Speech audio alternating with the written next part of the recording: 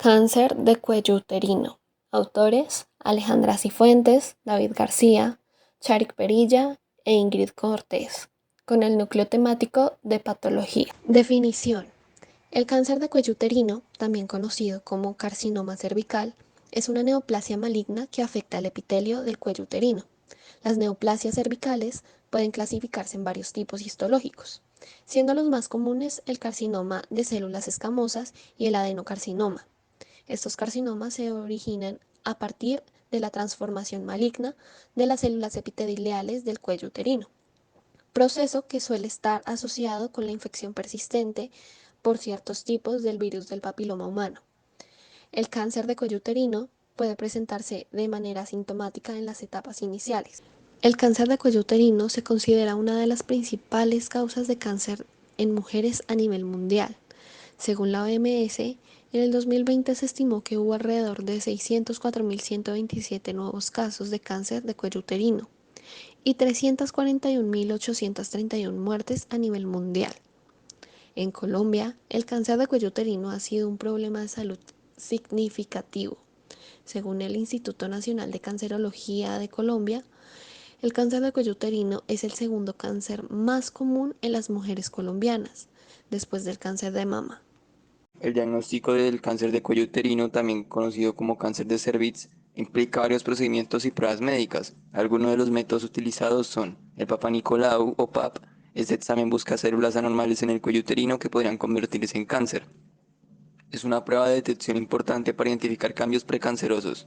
También tenemos la prueba de VPH o virus de papiloma humano. El VPH es una causa principal del cáncer de cuello uterino. Esta prueba verifica la presencia del virus, ya que ciertos tipos de VPH están relacionados con un mayor riesgo de cáncer cervical. También la biopsia, donde si se encuentran células anormales en el Papa Nicolau o la prueba de VPH, se puede realizar una biopsia. En este procedimiento se toma una muestra del tejido del cuello uterino para examinarla bajo un microscopio y determinar si hay presencia de cáncer.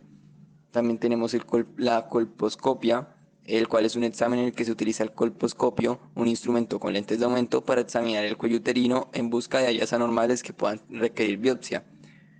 También tenemos la imagenología, donde en algunos casos se puede utilizar pruebas de imágenes como resonancias magnéticas, tomografías computarizadas o ecografías para evaluar la extensión del cáncer y determinar si se ha diseminado en otras áreas del cuerpo.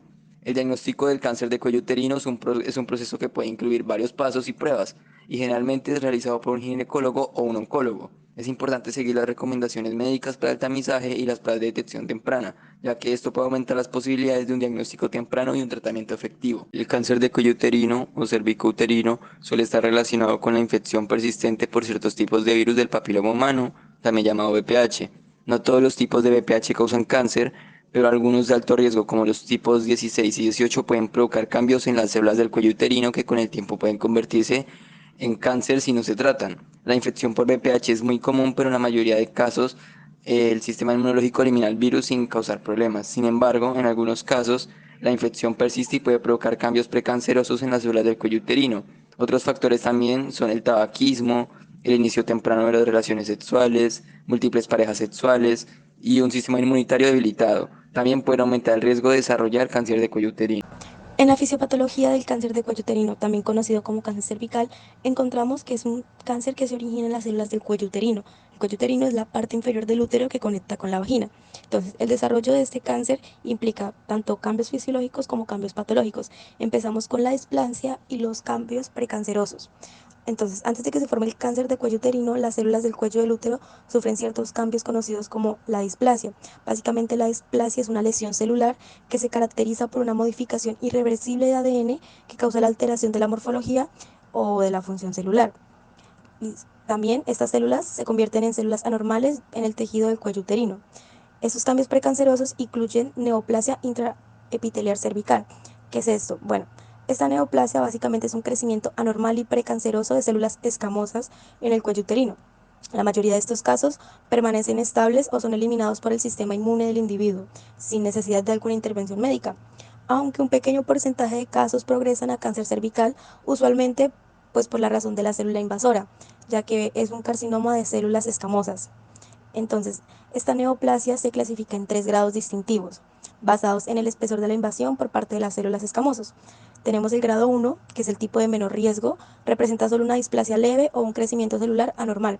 Es considerada una lesión escamosa intraepitelial de bajo grado, que se caracteriza por estar confinado al un tercio basal del epitelio cervical. Tenemos la neoplasia grado 2, que es considerada una lesión escamosa intraepitelial de alto grado y representa una displasia moderada confinada a los 2/3 basales del epitelio cervical.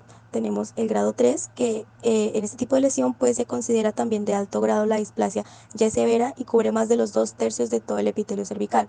En algunos casos, incluyendo todo el grosor de revestimiento cervical, esta lesión es considerada ya como un carcinoma in situ. Entonces, también este tipo nos trae la lesión intraepitelial escamosa, SIL y displasia, como ya se los había dicho. Bueno, entonces, ¿qué es la lesión intraepitelial escamosa, SIL? Es una afección en la que se encuentran células anormales en la superficie del cuello uterino. Esta se clasifica en dos tipos. Tenemos la lesión intraepitelial escamosa de bajo grado y de alto grado. La de bajo grado básicamente son células levemente anormales en la superficie del cuello uterino. También es conocida como displasia leve y pues no es cáncer. En la mayoría de los casos esta lesión desaparece por sí sola sin necesidad de tratamiento alguno. La causa es más que todo una infección por ciertos tipos de virus del papiloma humano. El virus del papiloma humano, como sabemos, es una infección de transmisión sexual muy frecuente en la actualidad. Entonces, para diagnosticar este tipo de lesión se requiere hacer una prueba de citología y se observan las láminas bajo el microscopio. Bueno, tenemos que la mayoría de los cánceres de cuello uterino comienzan en la unión escamocolumnar, donde el endocervix, la parte interna del cuello uterino, se conecta con el ectocervix, la parte externa. El adenocarcinoma, que se origina en las células glandulares del endocervix, es un tipo común de cáncer de cuello uterino. Los tipos histológicos más comunes del cáncer cervical, como carcinoma epidermoide y adenocarcinoma, suele hacer metástasis a sitios distantes solo cuando el cáncer está localmente avanzado o es recurrente. La tasa de supervivencia a los 5 años varía según el estadio del cáncer. Los estadios, según la Federación Internacional de Ginecología y Obstetricia, son para describir la extensión del tumor y su diseminación a otras partes del cuerpo. Los estadios del cáncer de cuello uterino se dividen en 4 categorías principales. Tenemos el estadio 1, en este el cáncer se encuentra únicamente en el cuello uterino y no ha diseminado a otras partes del cuerpo. Tenemos el estadio 1A, en este el cáncer se diagnostica solo observando el tejido o las células del cuello uterino con un microscopio. Tenemos el estadio 1B, que en ese el tumor mide más de 2 centímetros o pues el punto más profundo de invasión tumoral mide más de 5 milímetros. Pasamos al estadio 2, donde el cáncer se ha diseminado más allá del útero hacia áreas cercanas como la vagina. Tenemos el estadio 2A1, en ese el tumor mide 4 centímetros o menos. El estadio 2A2, en este el tumor mide más de 4 centímetros. Y el estadio 2B, en este ya el cáncer se diseminó del cuello uterino al tejido que rodea el útero. Tenemos el estadio 3, en ese el cáncer ya se diseminó al tercio inferior de la vagina o la pared pélvica, lo que va a causar una obstrucción de la orina o las heces. Tenemos el estadio 4, en ese el cáncer ya se ha diseminado a otras partes del cuerpo como la vejiga, el recto, el tórax o los ganglios linfáticos. Ese estadio se subclasifica en 2 subestadios. Tenemos el estadio 4A y el estadio 4B, en función de si el tumor ha invadido la vejiga o el recto o se ha extendido a otras partes del cuerpo. El cáncer de cuello uterino es una enfermedad que afecta a la salud de las mujeres. Es importante estar conscientes de los signos y síntomas que podrían indicar la presencia de esta enfermedad. Entre estos signos y síntomas tenemos el sangrado vaginal anormal. Ese sangrado se puede presentar entre periodos menstruales, después de la menopausia o durante o después del coito. También tendremos presencia de dolor en la pelvis y no está relacionada con la menstruación o el síndrome premenstrual. Descarga vaginal inusual, que son secreciones que pueden contener sangre o tener un olor desagradable. También se puede presentar dolor durante las relaciones sexuales. Presencia de cambios en los patrones urinarios, como la necesidad frecuente de orinar, el dolor al orinar y los cambios habituales intestinales como el estreñimiento persistente. También tenemos la fatiga, que se evidencia con el cansancio extremo que no mejora con el descanso. También se puede presentar una pérdida de peso inexplicable. Esta pérdida de peso sin razón aparente que no está relacionada con cambios en la dieta o el ejercicio. El cáncer de cuello uterino es 100% prevenible a través de la vacunación contra el VPH, donde los niños de 9 años y niñas entre 9 a 17 años se pueden vacunar, el uso de condón, evitar el tabaco y la detección temprana y oportuna.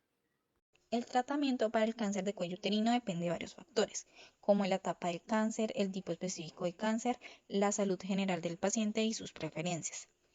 Tenemos unos tratamientos comunes como la cirugía, la conización, que es la extirpación de una porción del cono del cuello uterino que contiene las células precancerosas o cancerosas. También la histerectomía, que en casos más avanzados se puede realizar una extirpación del útero y a veces otras estructuras cercanas. También la radioterapia, esta es utilizada la radiación de alta energía para destruir las células cancerosas o evitar que crezcan. Puede ser externa o interna. También tenemos la quimioterapia, que es el uso de medicamentos para destruir o frenar el crecimiento de las células cancerosas. Pueden administrarse por vía oral o por vía intravenosa. Tenemos la inmunoterapia, que esta estimula el sistema inmunológico del cuerpo para combatir las células cancerosas. Hola a todos, hoy nos acompaña Mariela Urrego, la cual es una mujer valiente que está enfrentando el cáncer de cervix. Mariela, ¿podrías compartir con nosotros cómo descubriste que tenías cáncer de cervix? Sí, claro, empecé a notar sangrado irregular y pues dolores abdominales. Tras algunos exámenes recibí el diagnóstico y pues fue algo que verdaderamente me dejó en shock. ¿Cómo ha impactado este diagnóstico en tu vida diaria y cómo has estado afrontando el tratamiento? Los efectos secundarios del tratamiento han sido muy desafiantes. He tenido que adaptar mi rutina y aprender pues, a cuidarme mejor. Y el apoyo emocional considero que ha sido clave para afrontar diariamente este tratamiento. ¿Qué consejos o experiencias personales podrías compartir con otras mujeres que también estén enfrentando una situación similar? Considero que no hay que subestimar los cambios físicos y emocionales. Buscar ayuda profesional y rodearse de amor y apoyo es vital para atravesar esta etapa. Mariela, ¿podrías hablarnos un poco sobre el tratamiento que estás siguiendo y cómo te ha afectado? Pues alguno de los tratamientos por los cuales he pasado claramente ha sido la quimioterapia y radioterapia. Los efectos secundarios son demasiado intensos, pero pues son parte del proceso para combatir la enfermedad. ¿Qué recursos o redes de apoyo te han sido especialmente útiles en este camino? Los grupos de apoyo son los que más me han ayudado. Aquí compartimos experiencias y nos brindamos contención. Además, el equipo médico y psicológico ha sido totalmente excepcional. ¿Podrías mencionar algunos síntomas que las mujeres deberían tener en cuenta para buscar ayuda médica? Claro, algunos síntomas que no deberían pasar desapercibidos son el sangrado anormal, el dolor pélvico persistente, cambios en el flujo vaginal o molestias al orinar son señales a las que se debe prestar mucha atención. Mariela, muchas gracias. Te agradecemos enormemente por haber compartido tu historia y tus consejos con nosotros. Y pues es importante recalcar que tu valentía es admirable por lograr aportarnos en esta entrevista contigo. Muchas gracias. Primero que todo, muchísimas gracias por permitirme alcanzar mi voz. Juntos podemos crear conciencia y marcar la diferencia. Gracias por su atención.